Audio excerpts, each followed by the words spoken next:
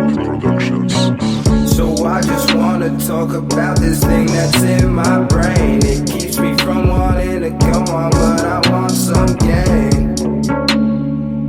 Maybe a little fame. Yeah, oh yeah. Welcome back to the We the Patriots podcast, everybody. Sal Sante here. Got a good friend of mine, new guest, Scott Branham. Nice to have you on, man. Yes, Hal. It's been a long time coming now. We spoke a few weeks ago, right? Yeah, man. Been a couple weeks. I've been looking forward to just thinking about it every day in my mind. Like I can't wait to get this guy on, hear what he's got to say. Yeah, my life's been a shit show, so welcome to it. I think a lot of people can make that claim over the past couple of years with this COVID crap, man. So, yeah, I mean, your story is going to be, I think, a little extra. Yeah, that's a good way to sum it up. Extra, yeah. A little extra. So, why don't we get it started, man? Where are you from originally? Where were you raised up? So I was born and raised in Boone County, West Virginia, small town. It's called Wharton. Okay. Like if I tell people, like, I've lived all over the world, Japan, California, North Carolina, Virginia, and like everywhere I go, people are like, where are you from? And I just normally say Charleston. Fair enough. That's like the only place that people can actually recognize. But if you've ever seen the Wild and Wonderful Whites, West Virginia, it's like right in that area. Okay. Gotcha. Yeah, the only part of West Virginia that I've really had experience with, I went out to two road trips out, and I went through the area where you're going to the New River Gorge. So passing through there both ways, there and back. So that's been really my only taste of West Virginia, and it's beautiful out there, man. Yeah, it's beautiful. It's a lot of ugly parts too. I was going to say, there's definitely the parts that they don't want you to see. Yeah, half the people I went to school with, man, are either strung out on drugs or still working in the coal mines. And right. But there's nothing wrong with working in the coal mines. A lot of good people do it. It seems to be like you're either working in the coal mines or you moved away. Right. Yeah. You're kind of bound to it by the state almost. That's their production. Right. Yeah. We drove past those black piles before, man. It was like, oh no, that's definitely coal. Yeah, and a lot of my friends, that I grew up with, they got into it. They make really good money, but they get hurt, get strung out on pain pills, and then it's downhill from there. Well, most of those jobs are union, no? Not most. No, there's really. No, they're kind of getting away from union, from what I've been told, anyways. Yeah, it's cheaper. Yeah, much cheaper. They pay those guys less if they're part of the union too. Wow. Yeah. Well, they're getting benefits, so they get to make the argument of the trade-off, right? I don't know exactly how it works. I've never been a part of a union, but from what I understand, it's they get a little job security there. Right, a little job security, maybe a little health insurance, whatnot. You get a little bump, but other than that, your pay's a little lower. Yeah, in general. So, how did you get? How quickly did you get out of West Virginia? I was in a relationship with a girl when I graduated high school, and I wanted to join the military out of high school, but she was all against that. And when that relationship fell apart, I started school. I was going to school at West Virginia Tech for electrical engineering. Okay. And I was not doing well. I only had girls and weed on my mind. That was pretty much it. Yeah, I got you. I even took out a student loan, and that's how I got I was selling marijuana in West Virginia. That's how I got my business started. I took out a student loan and bought a pound of weed with it. But that's good. That's a good story. Yeah, I made good money though. I always had an entrepreneurial mindset, but once her and I she was no longer in my way to join the military. That was your first thought, was I'm going? Yeah, honestly, the same recruiter that had came to the high school, I called him up on Facebook Messenger because he was a Facebook friend, and I was like, "Hey man, when can I leave?" And he's like, "That's not how it works. Like you got to take the ASVAB. You got to." And I was like, "All right, well I'm ready to go now." And I left like 3 weeks later. When is that? So put us in a year kind of. When was that? When did you graduate high school? So I graduated high school in 2008. Okay, And gotcha. so I went to Tech fall of 2008. I was there until spring of 2010. Okay, and then that's when you made your ship. Yeah, so I shipped in March of 2010. That's when I went to Paris Island for Marine Corps boot camp. Okay, and so how was that? Oh my God, yeah, it's a lot of what you hear. It's a lot of your privileges are stripped from you, so you're not even allowed to say the word "I." You can't. You have to talk about yourself in the third person. You have to say this recruit. So it was a real culture shock. And being from Southern West Virginia, like there's not very much diversity in Southern West Virginia. It's either you're white or you're the one black kid that went to school, Right. and that was pretty much it. So it was, and I hadn't really been away from home, so it was a big culture shock. But when I went, there wasn't like there was no schools graduating. So when I went in March, so the platoon sizes were really small, which was nice. So okay, gotcha. And my class like was mixed with a little bit of older guys because it wasn't like the high school graduates right out of high school. You're getting all the non-kids. Yeah. So there was boot camp's 90 days. It's 3 months. It's a long time. It's torture in a sense, but like when I joined, I was I think 200 pounds, and when I graduated boot camp, I was 155. Like holy crap! Yeah, they don't like they really pick your diet, and then your body just takes a beating the whole 90 days. They call it intense instruction or whatever. Yeah. Basically, where they make you do exercises while they're screaming in your face. Yeah, of course. But it was. I wouldn't trade it for anything because even though I had some of the worst experiences in the military, and I'll explain how I got out. But, yeah, that's where I want to get to next. But I'm more curious right now about the innards, like how you enjoyed that. What do you take away from it? I got to see the world, and right, and it was awesome. I lived in. Once I graduated all my schools, I got stationed in Southern California. So I was right in between LA and San Diego. And I don't have that much of a Southern drawl accent now, but I did then. And people would be sure to let you know, like, where are you from, man? And I was like, oh. Right. But so when I was stationed in California, I ended up getting a DUI out there.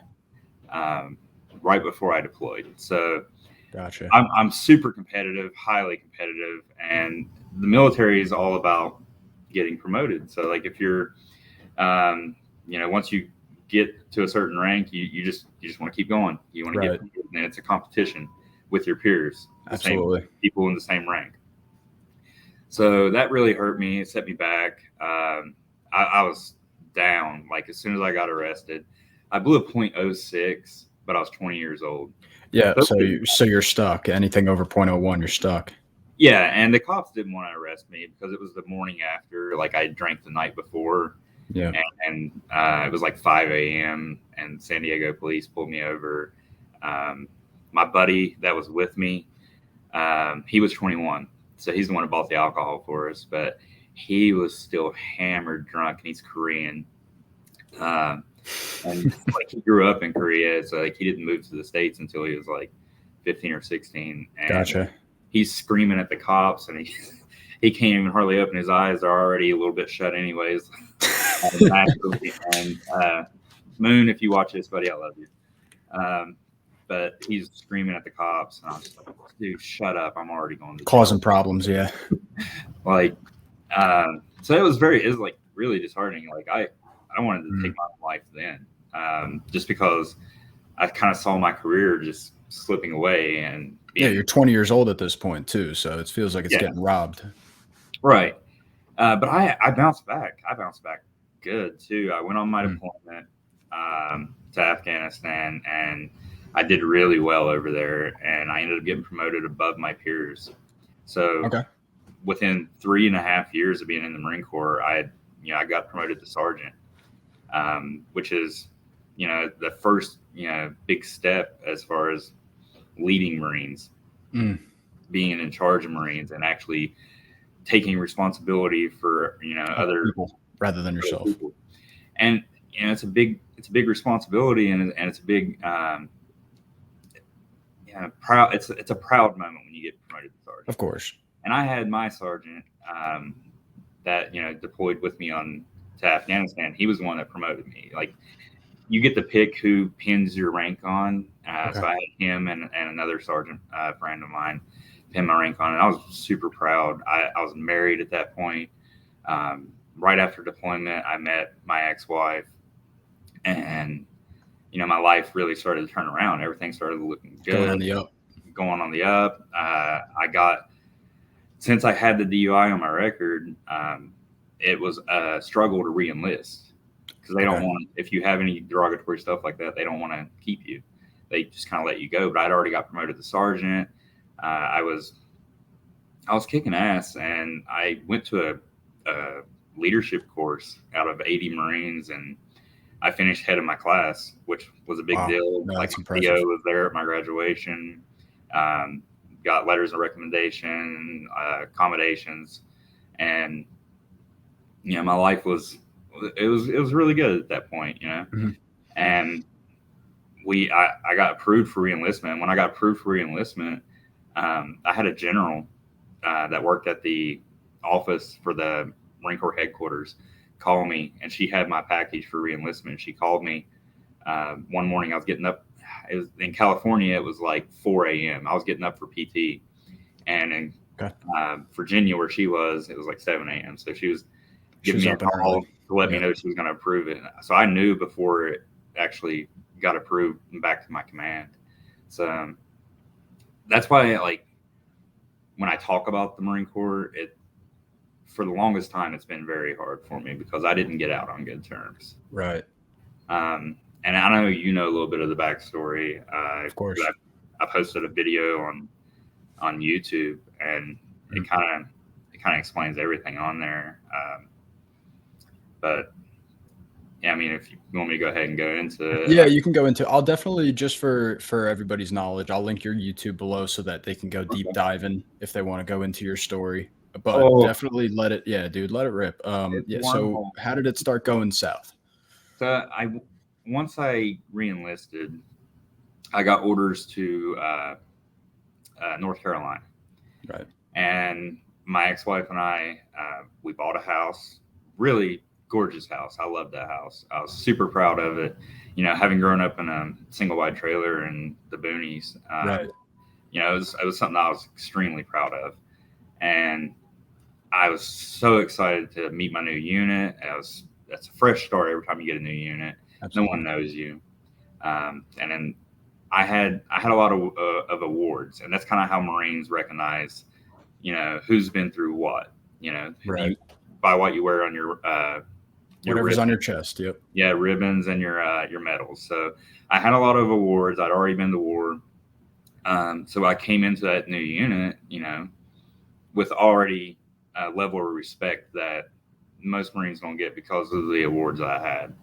And we got a staff sergeant, so my boss, that was a terror. Oh my! I hated this man to his very core, and he just rode my ass all day, every day. Nothing I did was right. It didn't matter how good I was doing it. Nothing was right. Like, this guy was just mad when he showed up to work, like, every day. Everybody's been there at some point, but it just sucks when you're military. You ain't got nothing. You can't go to nobody. Yeah, and you just, I would say yes staffs aren't, I staffs aren't, no staffs aren't, and I'm like, what the fuck am I doing wrong? Like, right. I've been a great Marine for the past 3.5, 4 years.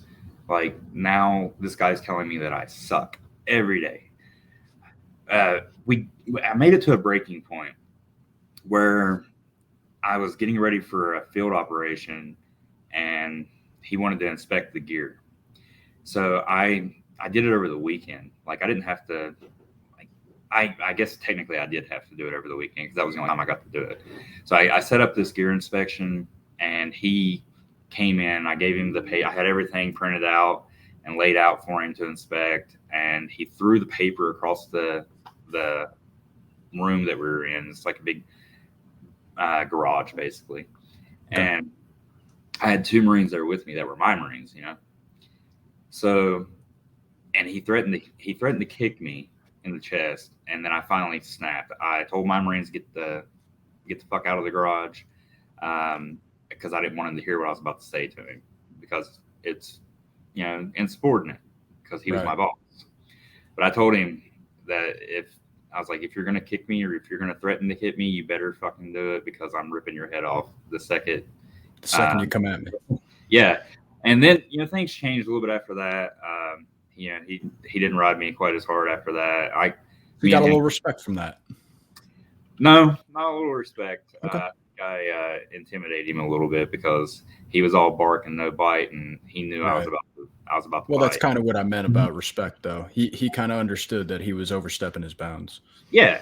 But I mean, everywhere this guy went, he had problems. Right.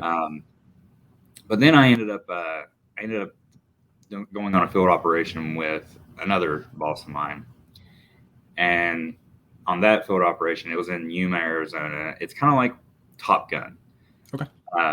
The operation, they call it weapons and trainings instruction, but it's like Top Gun for the Marine Corps pilots. Gotcha. All of the fixed wing aircraft, all their helicopters and stuff, they go through this massive training, and they get evaluated on it. But I was out there for support, and I had a Marine pick up a live ordnance, Corporal Packer, and I can't forget it. But I told the whole section that I was in charge of, hey, you guys have been kicking ass. I'm really proud of you. We got some downtime. I'm going to PT. So I was training for a marathon at the time. So I wanted to run on the flight line. So I was going to run on the flight line, and I told them to just stay in the training area and do whatever they wanted. If they wanted to play cards, play cards. If they wanted to try to take a shower with water bottles, because we were staying in tents. Right. Like whatever you want to do. Just, when I get done running, I'm going to get accountability. And I went to go get accountability after I got done running, and I had 3 Marines missing. And they went outside the training area, which they dropped, live ordnance all over that place in Arizona. It's like cordoned off. What is live ordnance? Like actual bombs and flares and all kinds of shit. Yeah, like the pilots were there to train, so they actually shoot live ordnance on. It's like their gun range, Right. So they're testing all their equipment. They're working out their kinks. Right. Yeah. And the flares, like if an aircraft gets shot at and they shoot the flares off the side so that absolutely. Yeah. Okay. Yeah. Well, that's what he picked up. He saw something shiny. He thought it was like a 4-wheeler part or something. Lord, that seems like a terrible idea. Yeah. And it went off in his hand. So it hadn't exploded yet. So there's a bunch of unexploded. That's what they call unexploded ordnance. It's where it got shot off, but it didn't. But it just didn't pop. Yeah. And it popped in his hand. And those flares burn extremely hot. So, oh, yeah. No, you can get serious burns from that, right? Oh, yeah. So when he came back and I finally found him, I lit into them. I was yelling at him because, I couldn't find him. And after I got done yelling at him, I told them to go. I was getting ready to fuck with him, basically. I was getting ready to punish him. Right. And then they came back. He's like, hey, we got to show you this. I picked up something and it went off my hand. And this dude was missing the skin from his middle finger to his thumb. Like it was all palm. Oh man. Like to the point, like he wasn't bleeding at all. It was just ripped off. It was fleshed. Yeah. Like you could tell it was like kind of like, I'm in woodworking, so it's kind of like like how a sheet of plywood. There's different layers. Right. Yeah, he had like 4 layers gone basically off his hand, and my boss there, he blamed me. So that's how the military works. If one of your Marines gets in trouble, you get in trouble. That's on you. Right. Yeah. Which makes sense to a degree. To a degree. Like, I was like, it's a grown man. I told them what to do, but I didn't keep my eyes on them while I was running. So it was my fault. Right. So my command hated me after that. Like, it was like I was the worst sergeant in the Marine Corps. And it was very demoralizing and very humiliating. And like, they don't, when something like that happens, they want to try to make an example of you. I was going to say, they're going to try to find a way to get rid of you. Yeah, they want to make an example of you. But the only thing they could do was give me some negative paperwork. So they gave me what's called a 6105, which is basically a slap on the wrist. But it doesn't look good trying to get promoted. Yeah, I can imagine. And that was the thing. I had orders to the drill field to be a drill instructor, to go train Marines. Yeah. So I didn't get to execute those orders because of that 6105. So that was my out of the unit. I would have finally got away from that unit. That was really just, I was stressed. Like, I never had anxiety before. I've always been a very confident person. I'm not really say full of myself, but like I said, I have a big ego. Yeah. Of course. I'm very have to be a Marine, to be fair. There's got to be some ego there. Yeah. Anyone that joins the military, they can join any branch they want. And Marines are normally a type A personality. They're absolutely normally, not all. I will say there's some bitches in the Marine Corps too, but few and far between, though, from what I understand. Yeah, so it's mostly a certain personality. Men. Yeah, and like they just would not give me a pass. Like, this whole time that I was at this unit, I could not get a pass on anything. But I knew I wasn't a bad Marine. I never had been. Of course. I just had the worst hand dealt to me as far as my chain of command. And my CO, Lieutenant Colonel Bill, she's I think she was a logistics lieutenant colonel, so a logistics officer. But she's the one that gave me my 6105, and they basically put me on shit detail after that, all the stuff that no one wants to do, and I got another opportunity to redeem myself, and I fucked it up royally. We went to Key West, Florida, and in Key West, Florida, there was only 3 Marines old enough to drink. Myself, one of my senior NCOs, and my gunnery sergeant, my boss. Gotcha. So he was the only person that outranked me on that exercise that we went to in Key West, Florida. Yep. So we went out to Duval Street, which is kind of like the Bourbon Street of Florida over there. Okay. Yeah.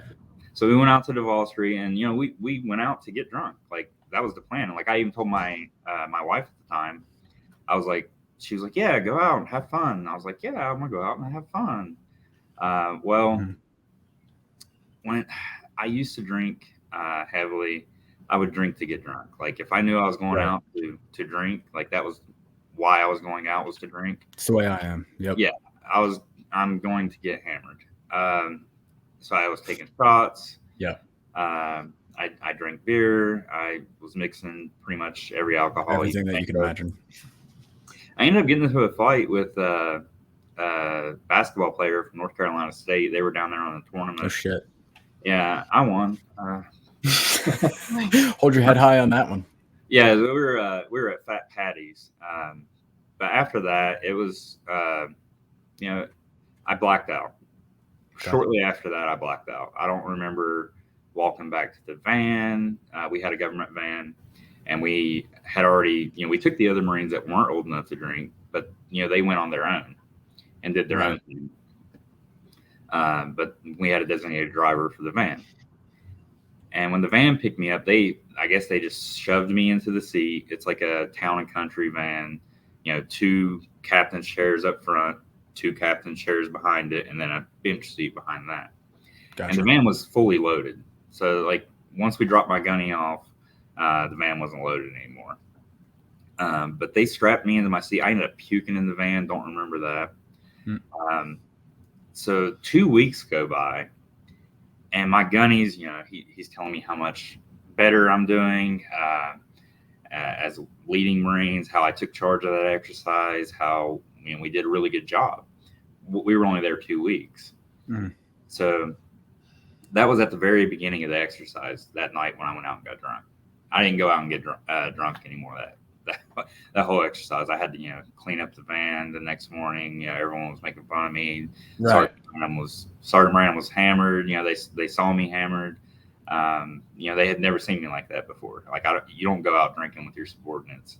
And I didn't go out drinking with them. I went out drinking with my gunny and a senior NCO, which NCO stands for non-commissioned officers. It's corporals and sergeants. Yep. And that corporal was getting promoted to sergeant like the next month. So, okay. Well, he didn't get in any trouble or anything. Like, but if something goes wrong, he's got to blame it on you because he needs his promotion. Yeah. Well, nothing went wrong with him or anything. But I had a female Marine that worked for me, and she was a good Marine at the time. Like, she had an attitude though, and she made the mistake. She worked directly for me for a while, and we worked fine together. People like, we'd have conversations that were inappropriate, but it wasn't like her and I flirting or anything like that. I never hit on her or anything. Yeah. But she would tell me about her boyfriend and about their sex life, and you dove into the weeds a little bit. Yeah. Just Marines talking, really. Like, just so happens that this one's a woman. Right. And like, she was she got around. She got around a lot. Okay. And was proud about it. Like, she wasn't embarrassed about it. She would joke and laugh about it. But I guess on the night that I got drunk, she said, like, I was yelling at her 2 weeks later because she got an attitude with me. She got an attitude with me about a week before that in front of my gunny, and I had to, like, my gunny's like, you're going to take care of that, right? So I had to yell at her about a week before that. So she's already mad at me, right, for yelling at her. But I'm her boss, and we've never been friends. It was, it was a professional relationship. Right, but you still have conversations, get to know your Marines and things like that. Absolutely. I would hope you did. Yeah, just to be, the human part of it. Yep. Yeah. So 2 weeks later, the week after I yelled at her, we're getting ready to leave, and she was a fuel accountant. So I told her to, like, go make sure that the numbers are good. Right. And she basically told me, they're good. Don't worry about it. And I was like, no, go check. Cause there was, like, the government guy that worked there. I didn't trust him. So I was like, go check the numbers again. And she's like, they're fucking good, and got an attitude with me. I was like, all right, well, I'll go check the fucking numbers. And I went and checked the numbers, and I came back. I was steaming mad. I was like, right. I already had what I was going to say to her in the back of my mind, walking back to the van where she was at. I've been there before. So I lit into her as soon as I got back to the van. Like, who do you think you are? And she accused me of trying to grope her the night that I was drunk. And sexual assault in the military is nothing to take lightly, because it does happen a lot. Right. And I was like, whoa, wait, what are you talking about? She's like, you tried to grab my boobs 2 weeks ago. And you told Gunny that I was drinking underage. I did tell my gunnery sergeant that she had been drinking underage, because I caught her drinking underage. Okay. But she wasn't getting in trouble for it. She thought she was getting in trouble. She wasn't getting in trouble. My gunny was just mad about it, and he had yelled at the Marines, like, I know you guys have been drinking underage. Right. But they weren't in trouble. They just got their ass chewed. But she was mad at me for yelling at her the week before, and she was mad at me for telling my gunnery telling about sergeant that she was drinking underage because she Mhm. was only 20 years old. And at the time, I was 20, 25. So not a huge age difference there, but No, but there's a seniority over there. yeah. And I'd been in the Marine Corps for 5 years at that point, Right. and she had been in for like a year. A year. Real short. Yeah. So once she accused me, I stopped the conversation, and I called my gunnery sergeant. I was like, "Hey, this is what Zaisley said." And her name was Lance Corporal Zaisley, but my command immediately believed her. Immediately, there was 5 other people in the van, and all of them said, "I didn't see him try to grab her boobs." Right. And I know how I am when I'm blackout drunk. I go to sleep or I puke. I did both. So I could have been trying, like, if let's say what she's saying is true, I could have been trying to get out the van. I could have been trying to hold my head up. I was never inappropriate towards her. I never flirted with her. Yeah. I never made advances towards her. And then all of a sudden I tried to grope her. Mhm. But the Marine Corps did not care. They did So not. they just stuck with her allegation right away. Right. And she thought that she was going to, since she was a victim of sexual assault, which she wasn't. But since she thought that since she was a victim, that the Marine Corps was going to be cake after that. Everyone's going to treat her like a victim. Well, they treated me like a criminal from the get-go. They treated me like an absolute criminal. They sent me to alcohol awareness classes, AA meetings, mental health evaluations. They stuck me in a room and told me to call her, shut up and call her. I did that for 6 months. They just stuck me in a room in battalion, and treated me like an absolute criminal. Like I still had sergeant rank on, but I was the sergeant that was accused of sexual assault. Right. So you had that stamp on you. Yeah, 6 months. 6 months, and I still had to show up to work every day. I still had to see these people every day. I still had kids to take care of. My daughter was my wife at the time was pregnant with my daughter, and I knew my career was over. In the military, yep. Yeah, I knew it was over, but I had a chance because since I'd been in 6 years at that point, I'd passed my 6-year mark. They can't just kick you out.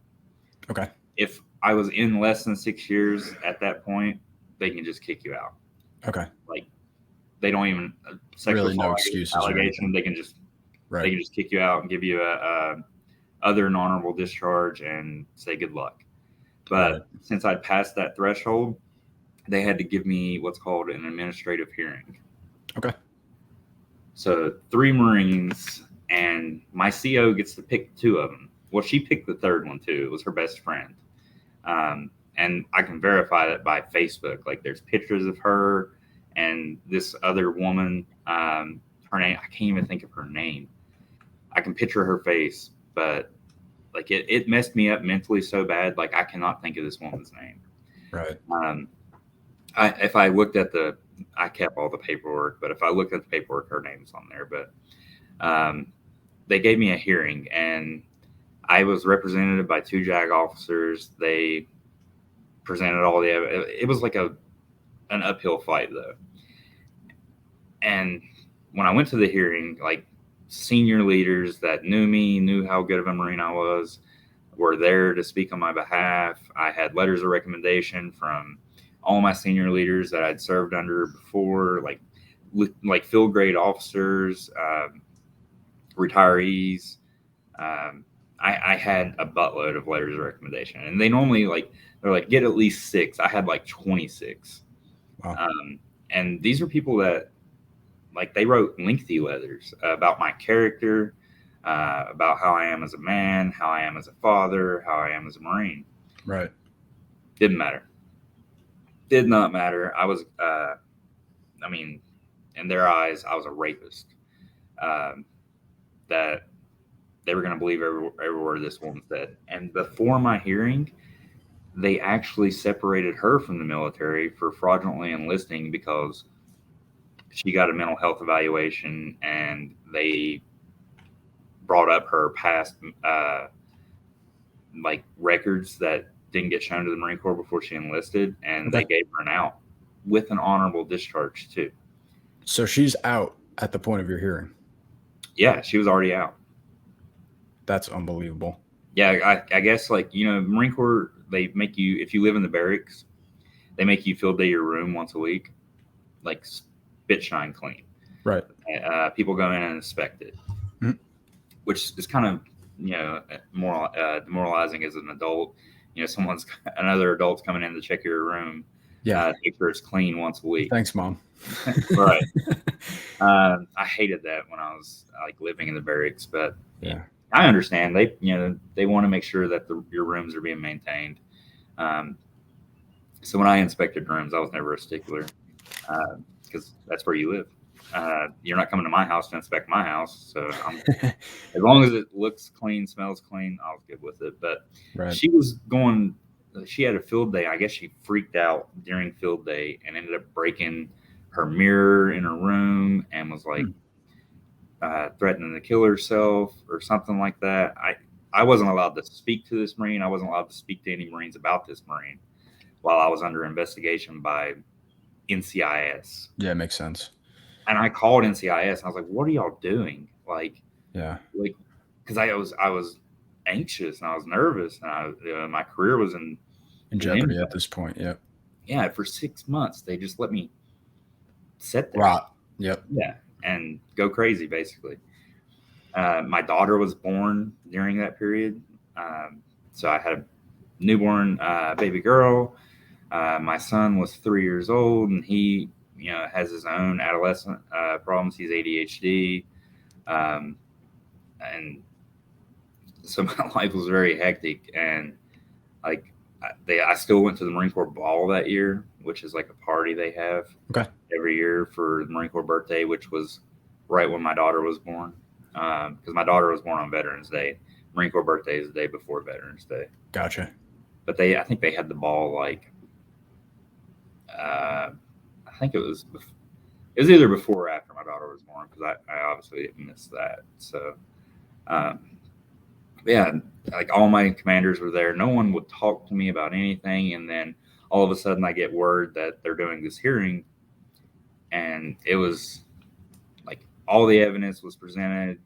They didn't have anything to prove that I did it, but they also didn't have anything to prove that I didn't. That you didn't do it. Yeah. And she wasn't even there. So I couldn't even have her go up on the stand, which was kind of like a courtroom hearing, but there is no jury. It was just those 3 Marines. It's just your like commanding officers and then the people that they brought in as witness.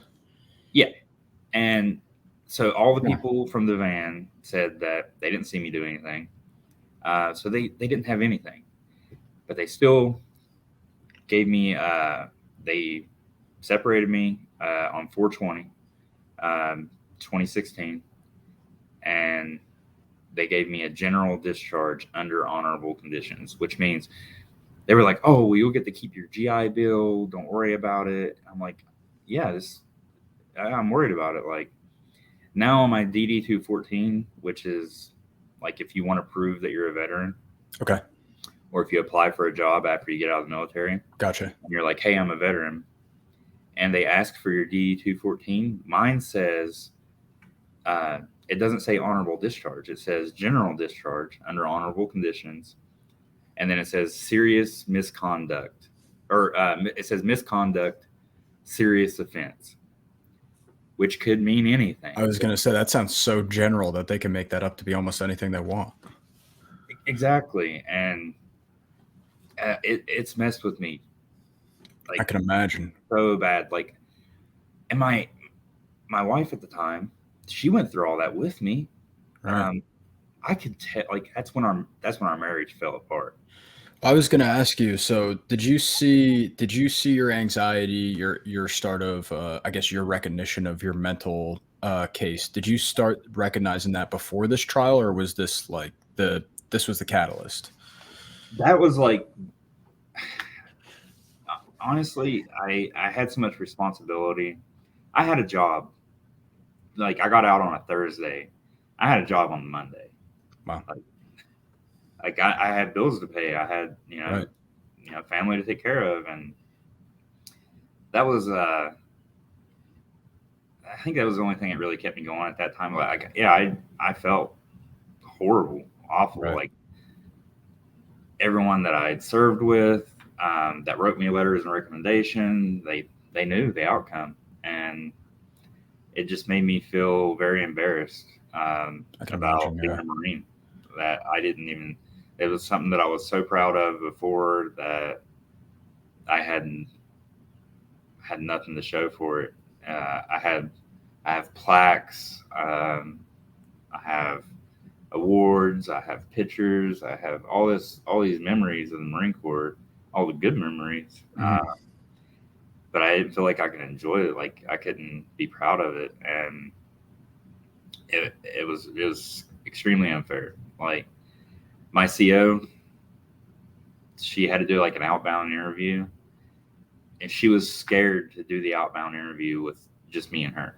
Like she had other Marines in the room while she did it because I knew because I saw her Facebook.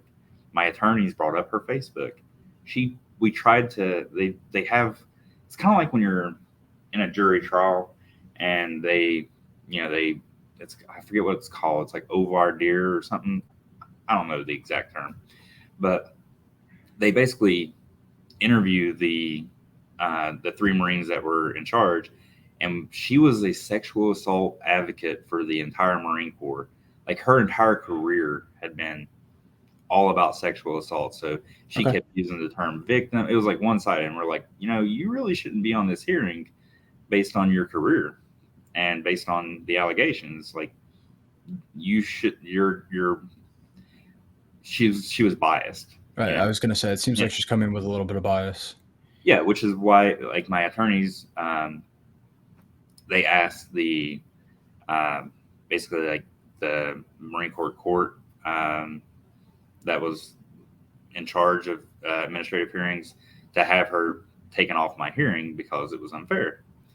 Well, they said they were conveniently outside the door, like the guy that approves and denies it, conveniently like outside the door, and he's like, "No, she can stay."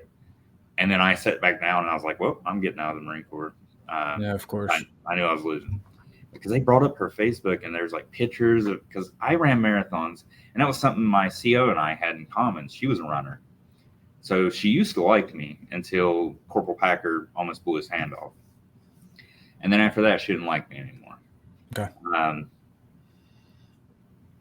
But like they ran marathons together. They have pictures in DC together. They have pictures at the officers club together. Like this was her good friend, which I get it because there's not a whole lot of female officers at that rank, and they were one rank apart.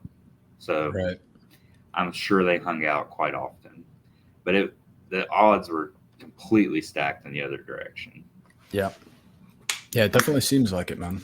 And it was like during the whole Me Too movement too, which is like, like anytime someone says they're a victim of sexual assault, it's like immediately believed. Yeah. And like I said, like there are cases that it would be very tough to be a female in the Marine Corps.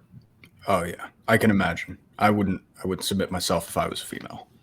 Well, like I met my ex in the Marine Corps, so like she had tons of inappropriate advances towards her, and like Right. I get it. Like I completely get it. Like drunk Marines, bad idea to be around a bunch of drunk Marines and be a female. be a female. Like it's, Yep. I'm sure it's rough. It's like being at a fraternity party with a bunch of frat boys and Yeah. What do you expect? you fall asleep on the couch. Yeah. Like What are you expecting? Yeah. yeah, you're flirting with danger there. But I was never that guy.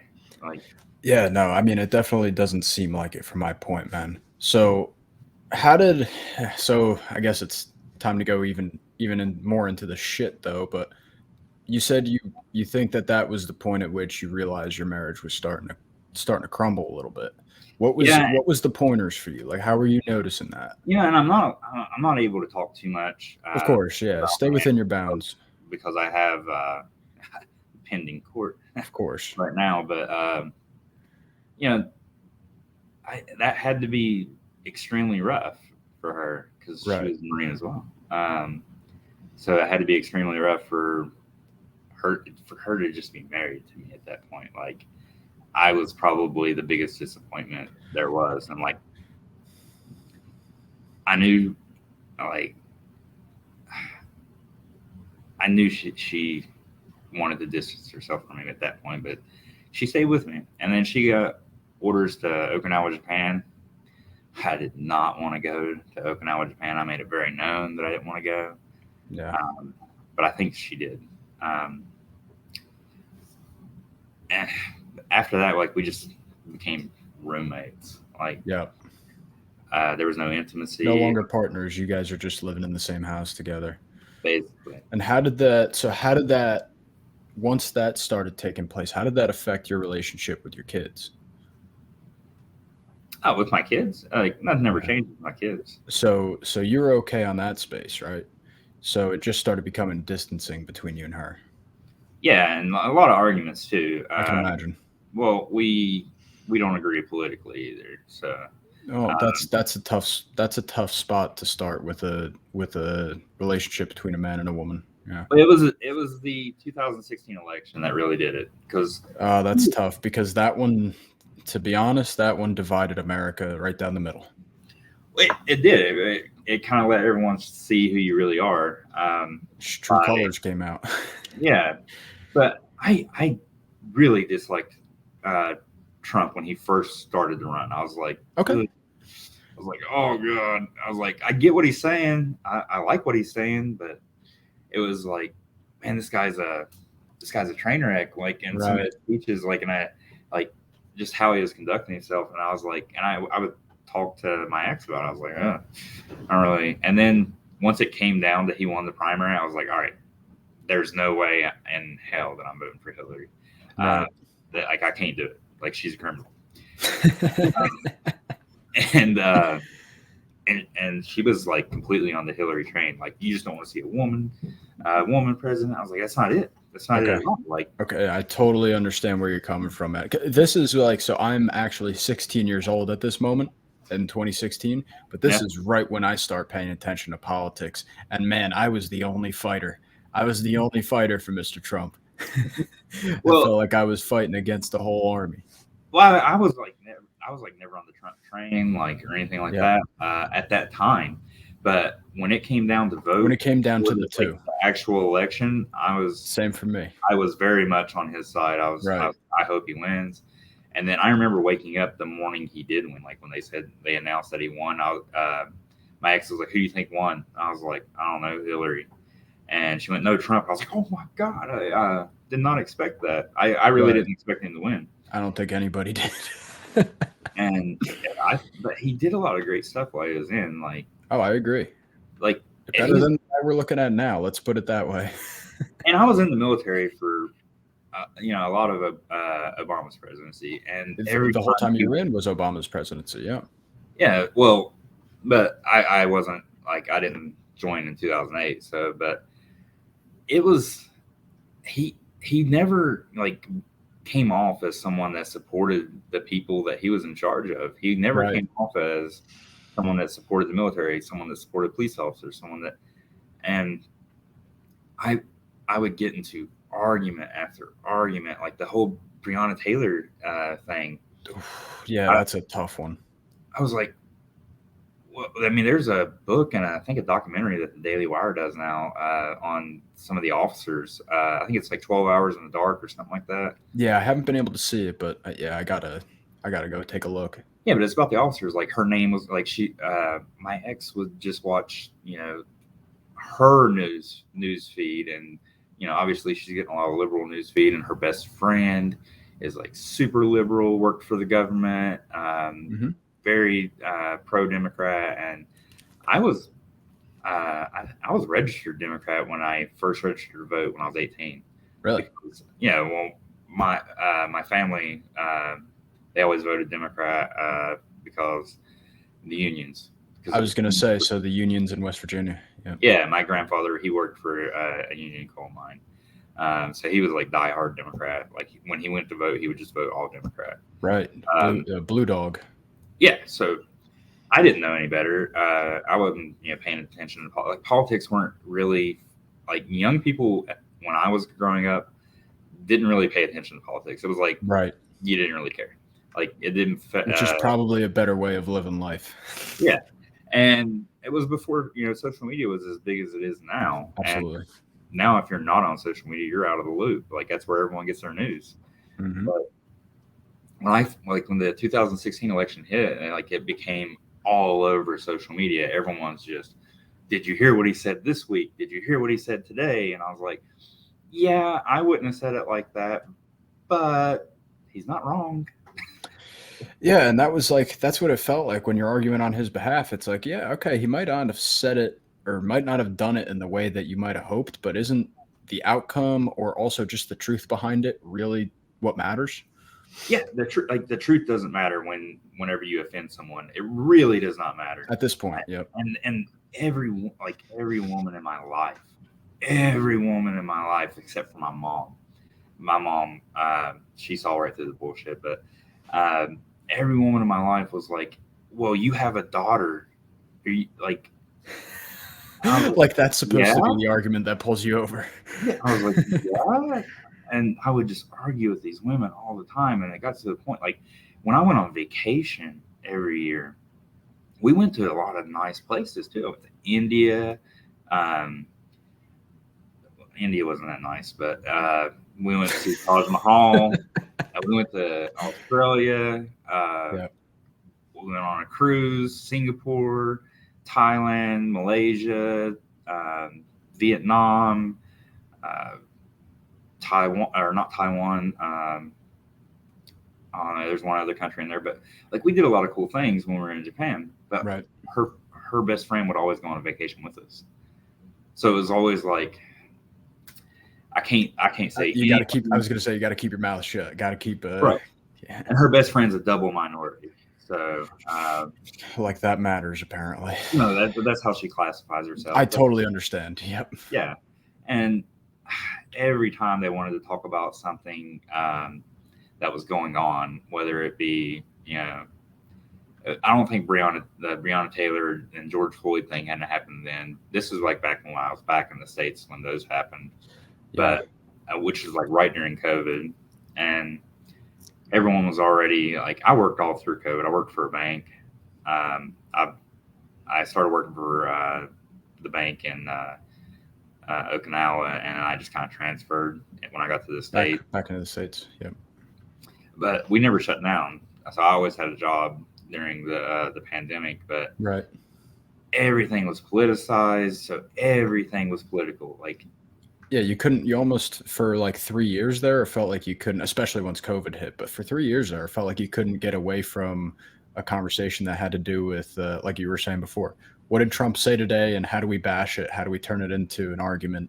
Yeah, and that was, and for everyone that, like all the women in my life that disagree with me so heavily and just have this huge bleeding heart for everything that's wrong with the world, but not seeing what's wrong with the people that were committing crimes or the people that were rioting. Right. It was driving me nuts. And my CEO that kicked me out was super liberal, like feminism to the core. Like their whole agenda, like they would have meetings for just females in the military. They had an agenda to.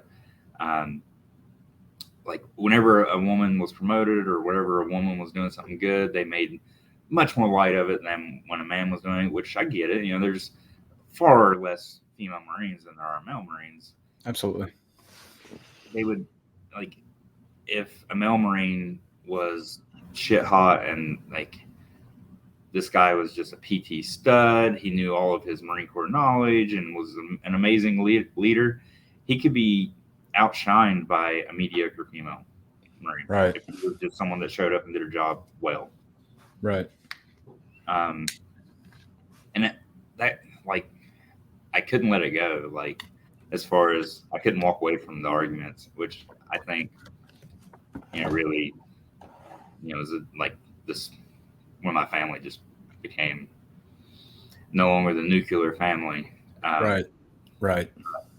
I mean, I wanted to stay. I wanted to stay together. I didn't want to get a divorce because I didn't grow up with a dad, and yeah, and I think we even talked about it personally, but you felt that need to be there for your kids, as I would.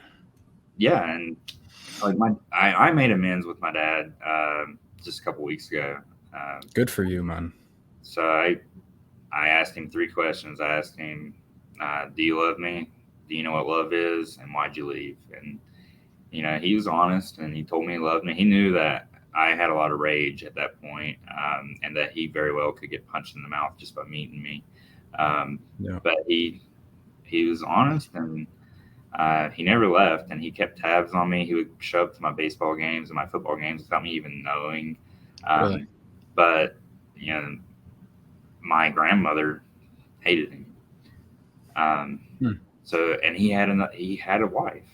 So I was born out of, I was a bastard child. Born out of wedlock. My dad, Gotcha. my dad was married, but he had the kid outside of that. Yeah, I gotcha. Me and my sister. So, and I have half brothers and half sisters too that I'm trying to have a relationship with now, but I didn't have a relationship with them growing up. Absolutely.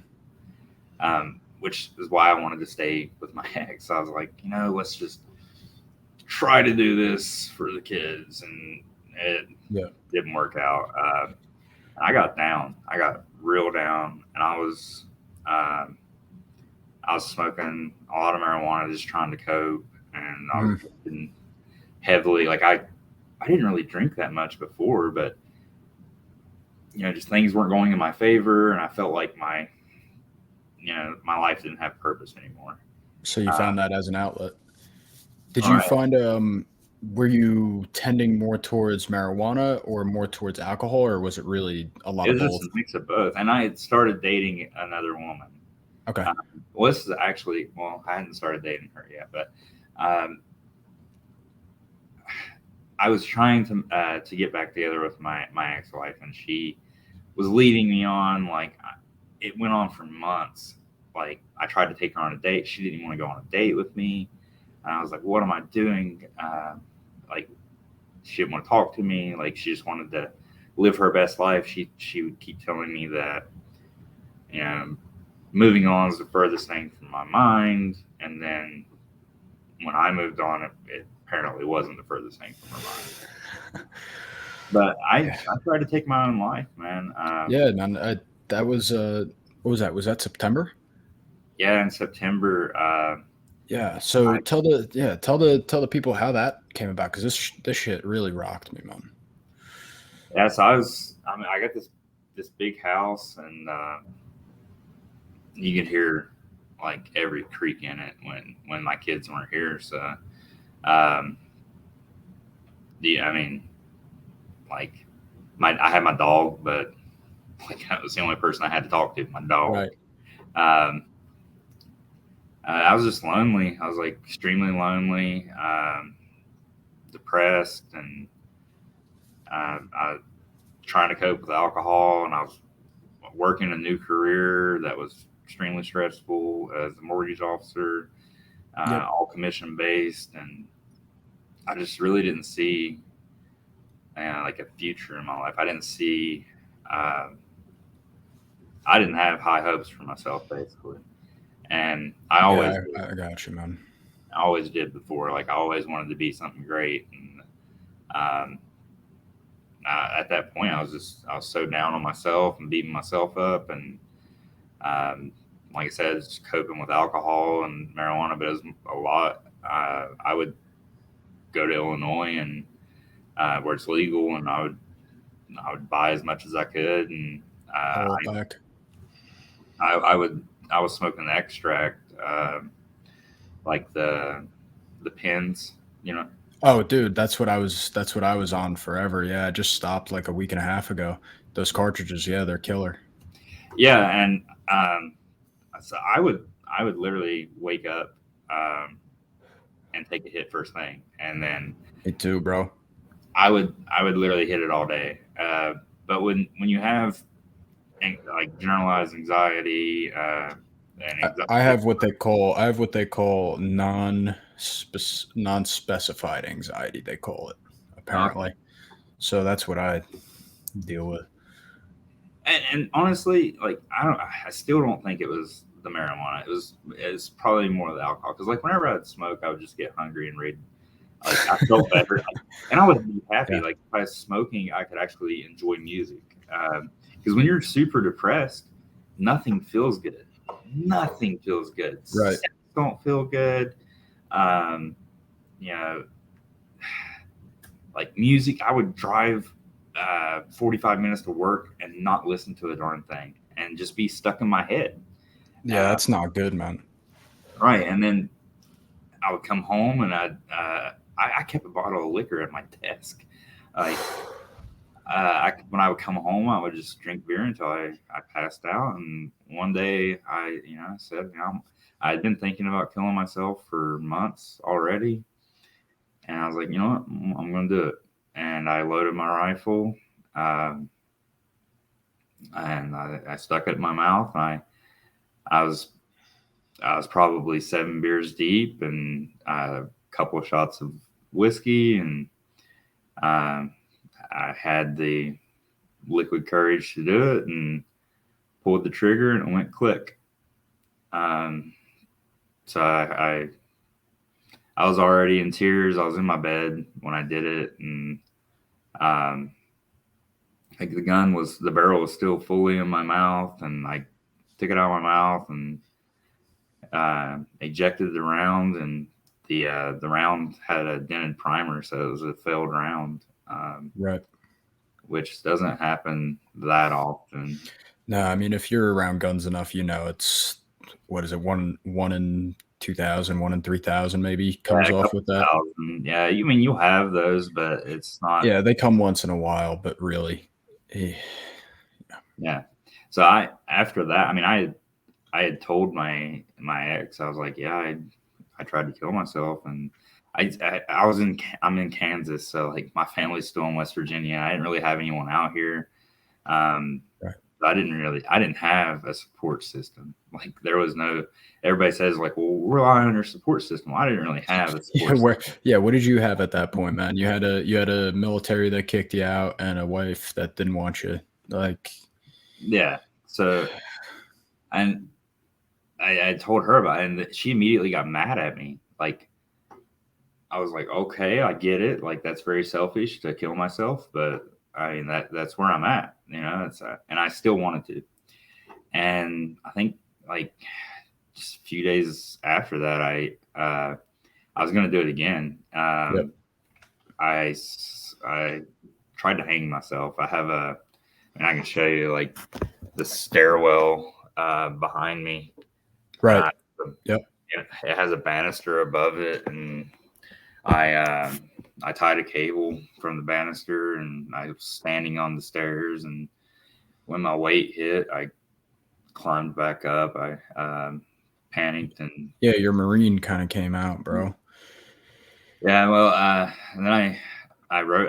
After that, I sat down on the stairs, like wrote a very lengthy suicide note with instructions on how to get rid of my house and how to take care of all my belongings and who gets what. And I had a fully paid off truck, and I had instructions in there for everyone. And I was telling everyone not to blame my ex-wife, and because I knew everyone would.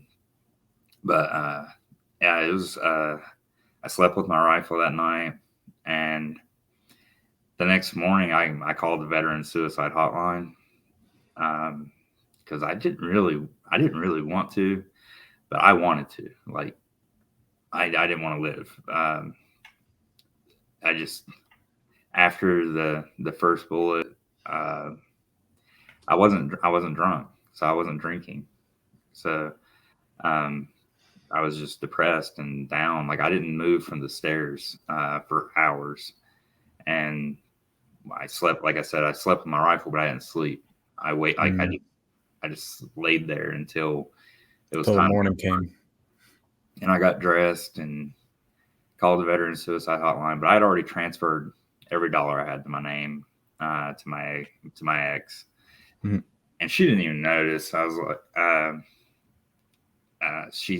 she finally noticed when I was on my way to the hospital and texted me and was like, "Why is there X amount of dollars in this account?" And I still was wanting to kill myself, but I ended up seeing a psychiatrist at the VA. It was a walk-in appointment. I didn't know that Missouri, there's like a rule. I guess each state has its own rule or whatever, but Missouri, they can hold you for like 5 days or 120 against your will. I had no clue that was as soon as you step foot in there. Well, as soon as you tell this, the shrink that, I was honest with her. I was bawling, and I don't cry a lot, man. I cried a lot during that point, and I was bawling in her office, like telling her that, I had already attempted suicide, and I had a plan to do it again. I wrote a suicide note, and that's what the VA is for. That's why you call the Veterans Hotline or whatever. Exactly. Yeah.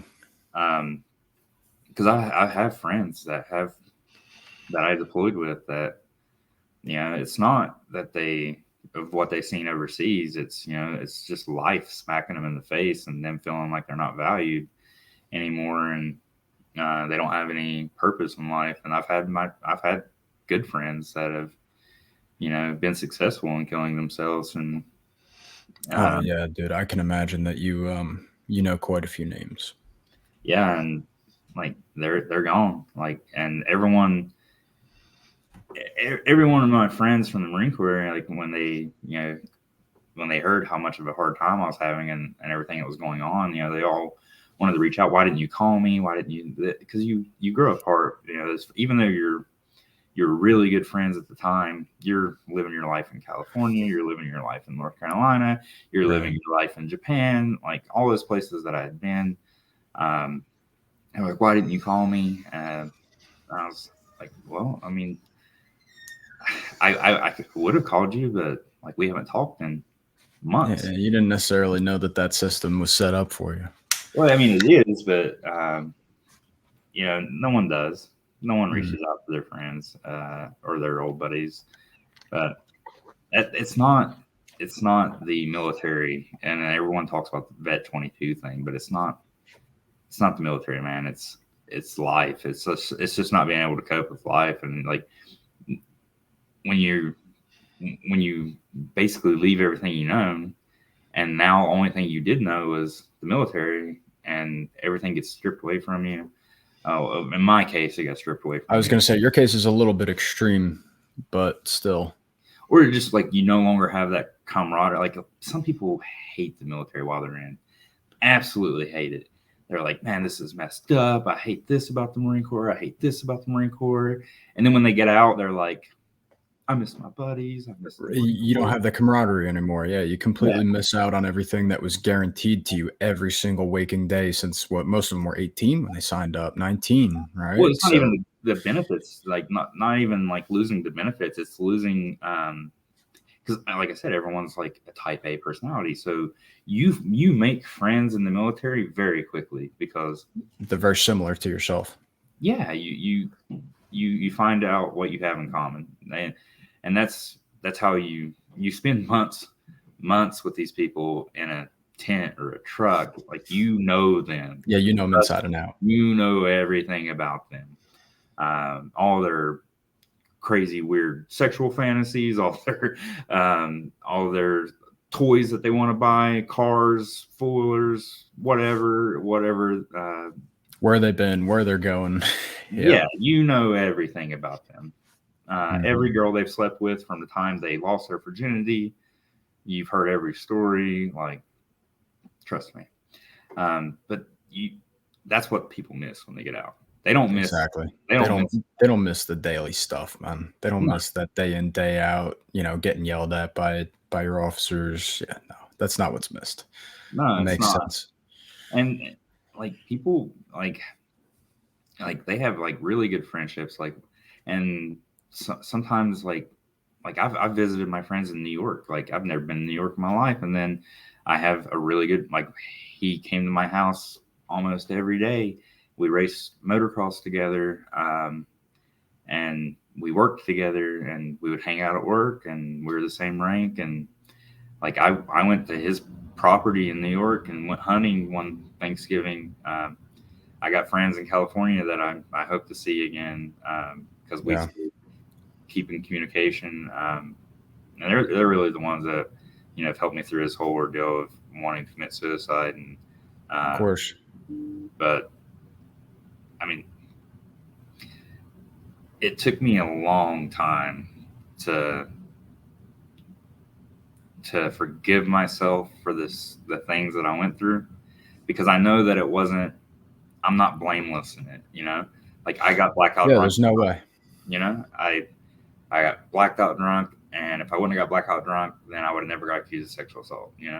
If I wouldn't have went for a run, Maybe that guy wouldn't have picked that flare up. If all those regrets, that's what drives you crazy. Like the coulda, Right. shoulda, wouldas, and what am I doing with my life? I know that I'm a good person. I know that I'm a good husband. I'm a good father. but it's falling apart in front of your face.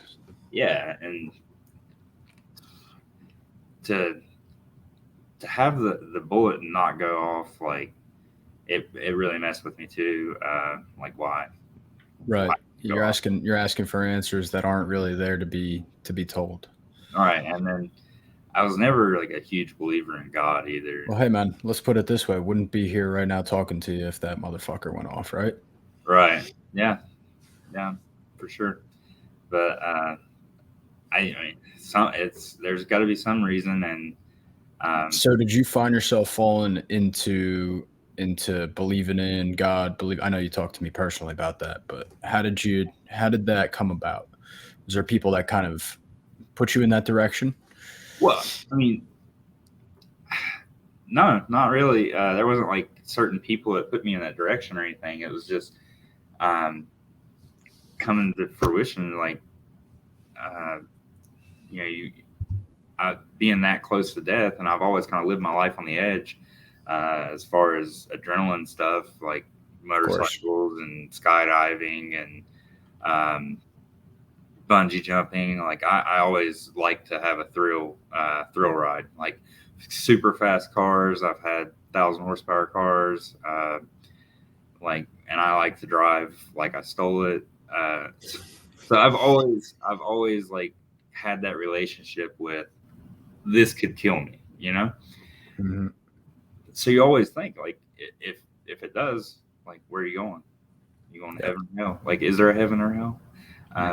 So it was always in my mind, like, is there a heaven and hell? And then when you have personal loss in your life, I've watched all of my uncles pass away except for one. I have one uncle that's still alive, and I used to have 4 or 5, I think 5, but they've all killed themselves with drugs.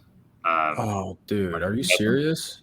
Well, they didn't. Not all of them overdosed, but like I have my oldest uncle. He did drugs for so many years, and he died of health problems because Just took a toll on him. Yeah, and he did like painkillers, and I think he did meth. I don't know. And then I had an uncle that everyone says I remind them of him, and he let women destroy his life, honestly, and he went through a couple of bad divorces and bad relationships, and he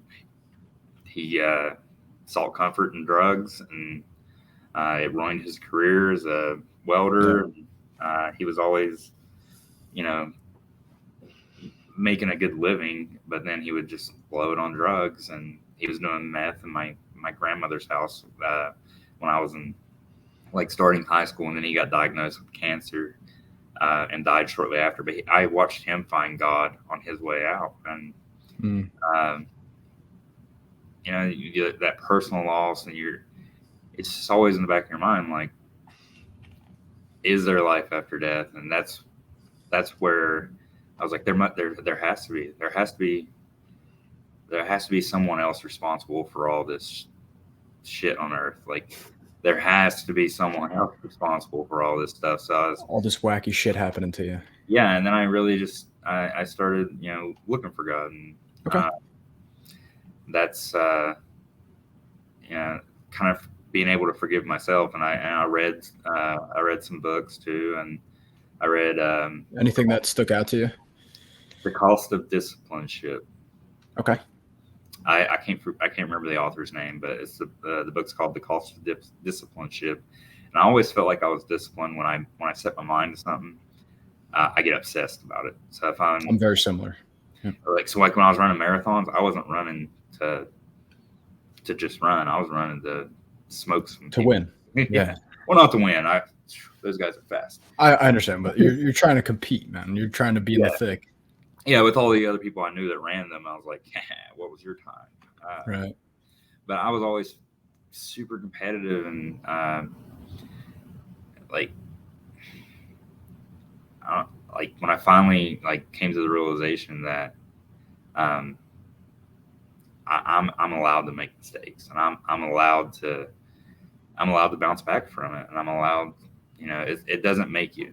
It's, when someone says the past doesn't make you, it's what you do next. And like I said, I've always thought that I was going to make something of myself and do great things. And I'm still young, and I still have my kids, and oh yeah, and it's not too late. And I'm glad the bullet didn't go off now. So I finally better place to be. Yeah, I finally want to be alive. Yeah, and it really has bothered people. Really?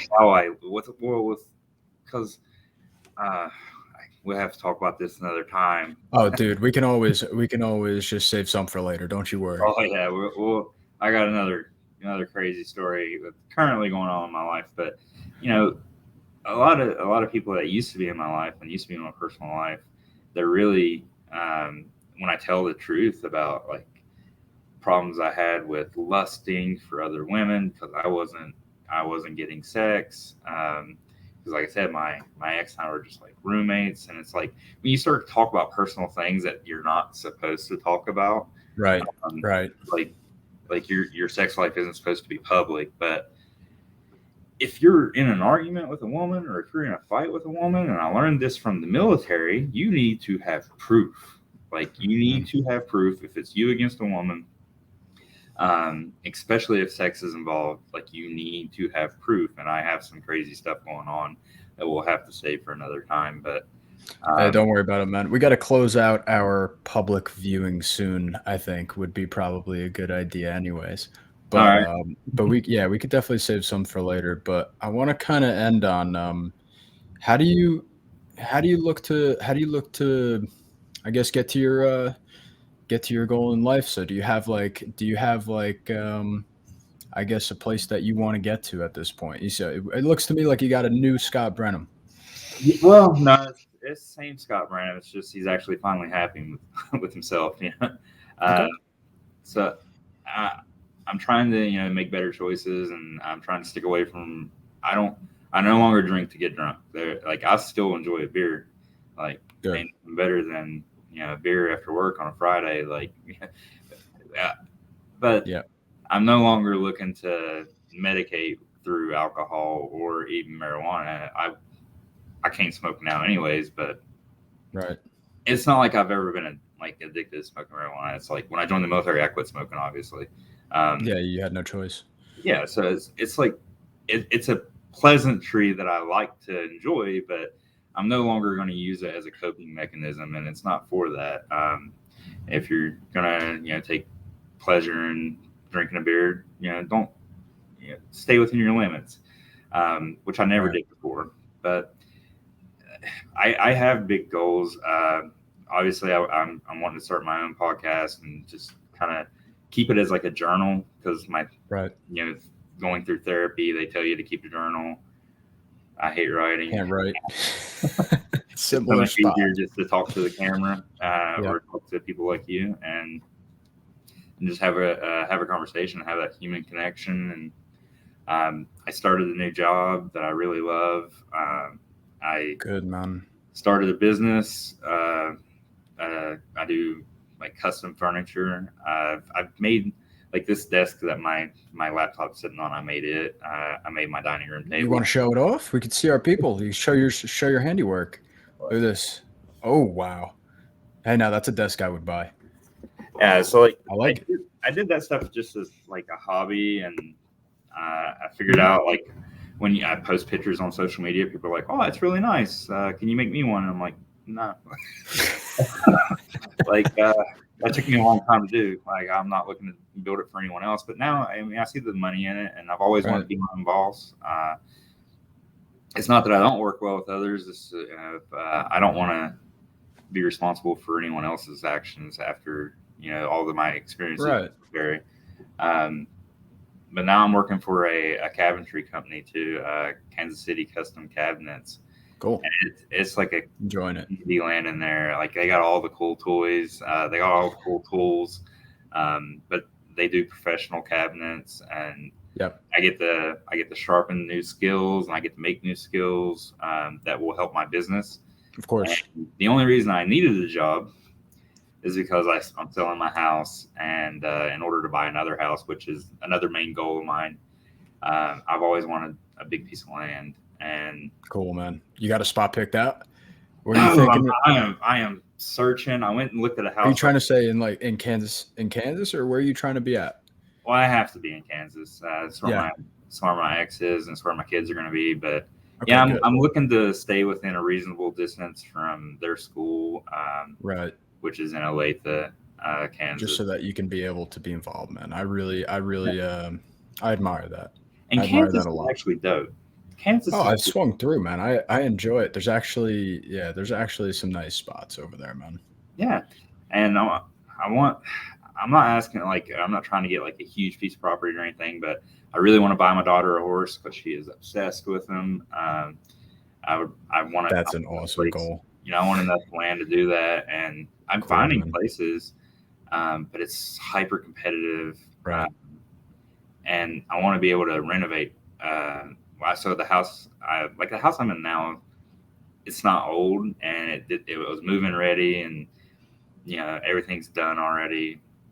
But I want to get a place that I can put my own touches on. I can, of course, renovate the entire house and kind of put those new skills to work. Yeah, and I want to do it with my kids. I built my kids' beds here too. My son is very eccentric, and he wanted his bed to hang from the ceiling, so I made it happen. That's pretty fucking cool. If I had a dad that did that for me, man. Whew. Yeah, his room's dope. I told him, I was like, I'd love to have this room when I was growing up. Yeah, that's my goals, to work towards that, and then just to live a life to where I'm not embarrassed about anything, and basically I'm an open book. I plan to upload videos to YouTube and kind of just vlog my life. And you ever heard the saying, or I tell my kids this: if you wouldn't do it in front of me, you shouldn't do it. Yeah, that's just classic. Like, do you have character? Yeah. So, absolutely. And there's a lot of things that I'm not proud of. So that's kind of the things that will really weigh on a man when you have those demons and you have things that you're not proud of. Then you shouldn't be doing them. Yeah, you shouldn't be doing it. So. Hey, working forward from there, right? It's all about progress. Oh man, that's all you can do. This is a hell of an hour and a half, man. As enlightening as an hour and a half could be in my life, dude. Everybody, I hope you enjoyed Scott Branham. I'm going to be linking all of his stuff, every bit of pages that you got in my description. I hope that you guys go give it a look. He's definitely an interesting character. Oh, yeah. Open book now, too. So. Hey, man, it was awesome having you. Thank you so much. Hey, thanks, Sal. I'ma make all these bitches say, damn, I wish I would've fucking stayed. I wanna be something, not nothing. Trapped inside my dream and I'm running away from these demons. But the feeling's so good, I'ma keep dreaming.